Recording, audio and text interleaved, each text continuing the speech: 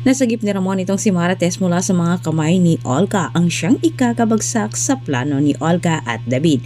Samantala, hindi nagawa ni Olga na itumba ang dalawa sapagkat umipal naman ang Red Phoenix. Natrap naman sila Ramon at Tess sa abandonadong bodega habang tinatakasan nila ang humahabol na Red Phoenix. Sa oras na iyon, inilabas naman ni Tess ang galit niya kay Ramon dahil sa ginawa nito sa kanya noon at sinisisi niya na sira umano ang relasyon nilang dalawa ni Rigor at hanggang ngayon ay pinagdusahan umano niya ito, lalo na umano itong si Tanggol dahil pinaparusahan ni Rigor ito.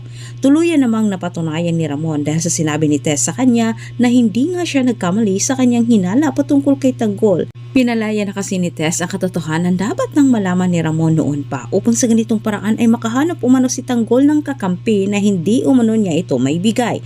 Sinabi ni Tess kasi kay Ramon na ang binatang nakaharap umano nito ay si Tanggol, ang kanilang anak.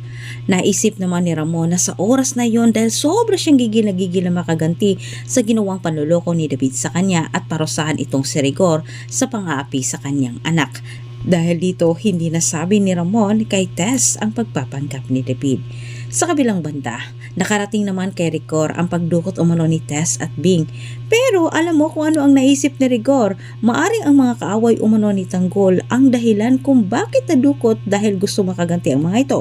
Ngunit maya-maya lang ay nakatanggap din siya ng memo galing sa presinto patungkol ito sa pagrereklamo ni Tinding sa kanya. Kinabahan itong si Rigor, pinapunta siya ni Hippie sa presinto para magpaliwanag umano sa reklamo ni Tinding. Ngayon nakausap ni Ramon itong si Tess ng matagal, mukhang mahulog ang loob ni Ramon dito kay Tess. Pero ang tabayanan po niyo ang susunod kong update. Huwag niyong kalimutang mag-subscribe para sa ating maraming karagdagang update ko ikaw ay bago pa lang.